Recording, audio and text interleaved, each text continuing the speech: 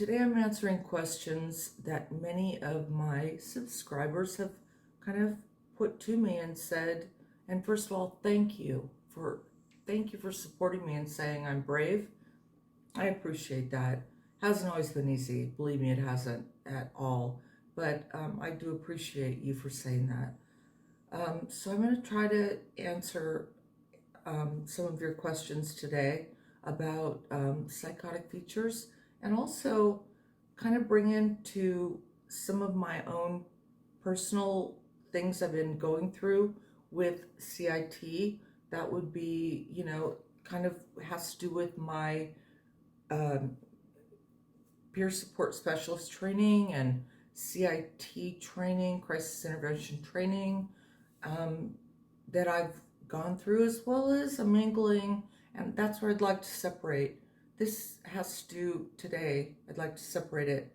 This has more to do with my School of Hard Knocks training, and that's where I'd like to bring in that and separate it from crisis intervention, because I'd like to share some very valuable tools I've learned as far as psychosis, mania, and tools I find very helpful to the families, loved ones, friends, of things that are very valuable to those of us going through a crisis.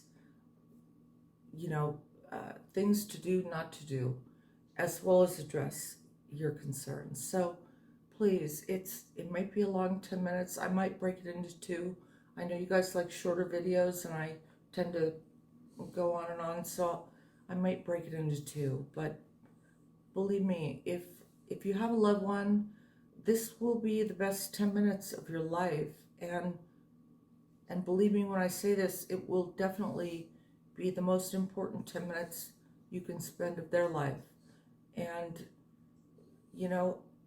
important in the way that keeping them out of jail, possibly prison, definitely a lockdown facility, 5150.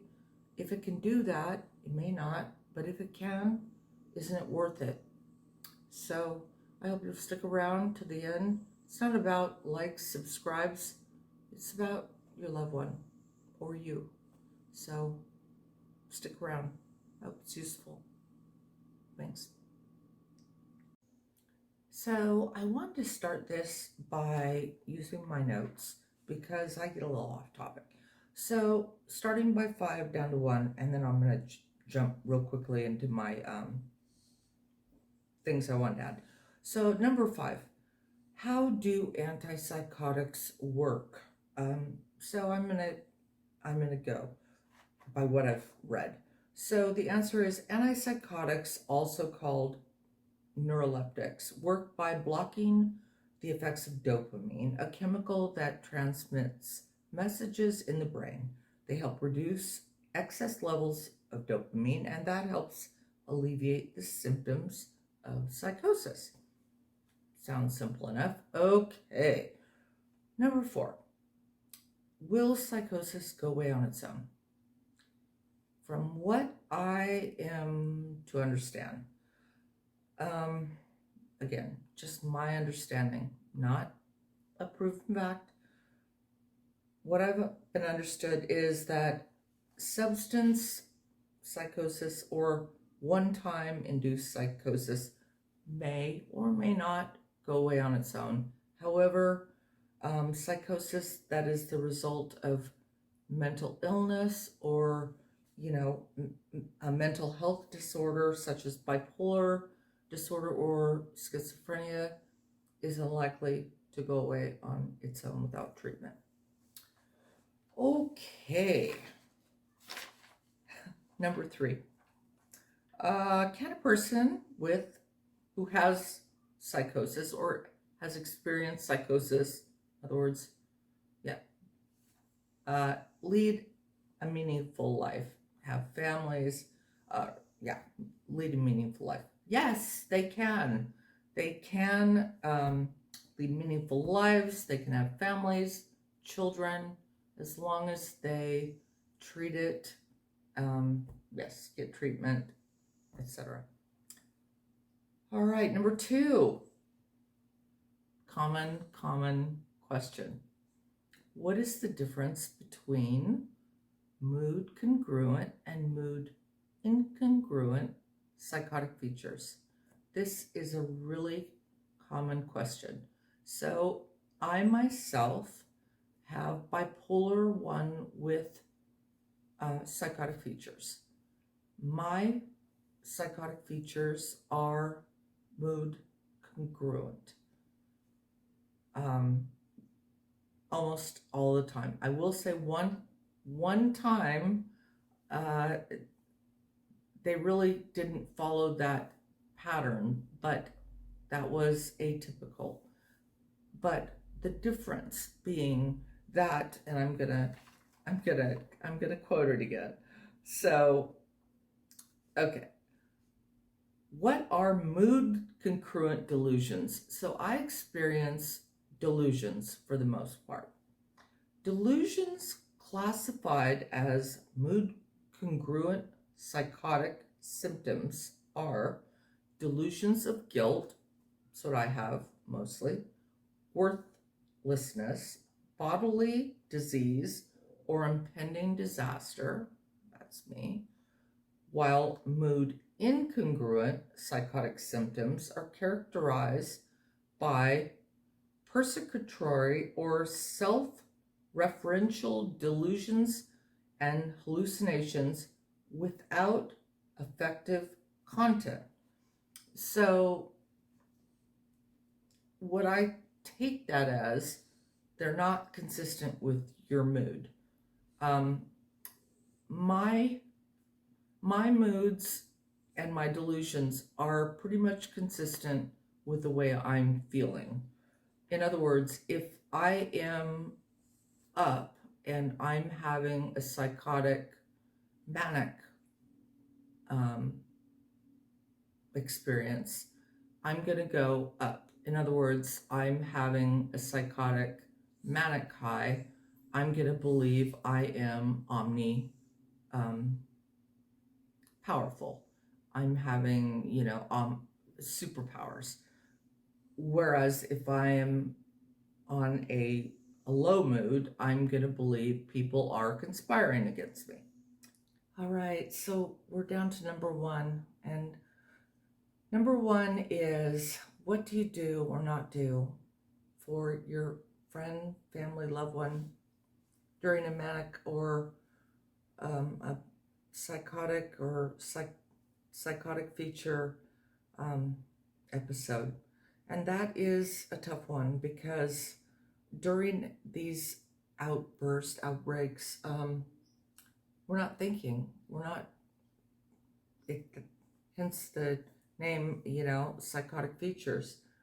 It's a break from reality, and it's yet the very most important time that we need to be understood.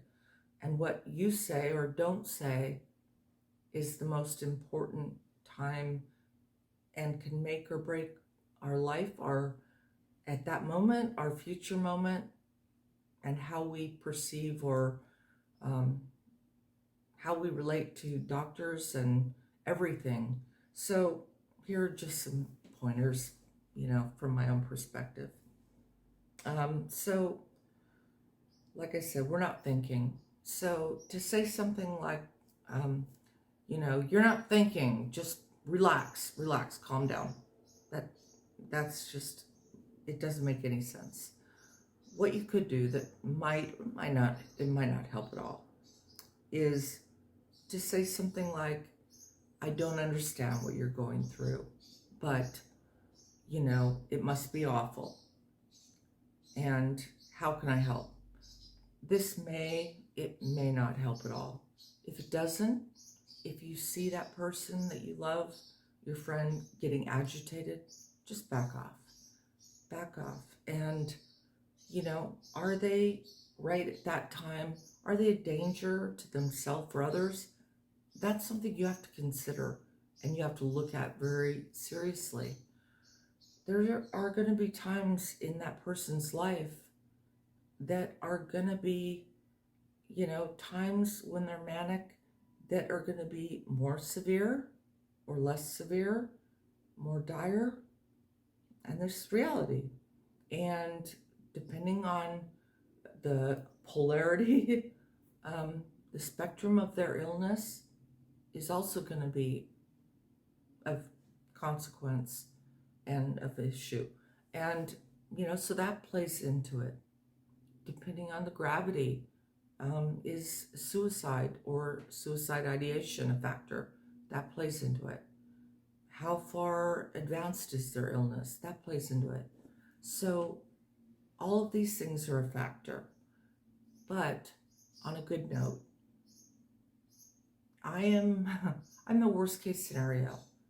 And it took really serious measures and really serious consequences to get me to the point where I had to be stopped in my tracks, but I could be turned around and things could be handled. And I mended all my, busted relationships, and they were busted, totally disintegrated, but I did. Took time, but I did. And it can be done. And my illness is serious, severe, really severe. But, I take really low doses of medicine. I'm not all doped up and walking around like, a zombie. I function and I do well. I'm not like perfect, but I do well. And I'm here to motivate others because I see the pain. And this illness shouldn't be glamorized. Mania shouldn't be glamorized, but it shouldn't be left for all of us feeling like we're the walking dead or that we have a death sentence, because we shouldn't. So there's hope, and I want the families, the loved ones, and those of us with this illness to have hope and to not give up. So that's my message to all of you. We're not perfect. We weren't supposed to be. No one is perfect.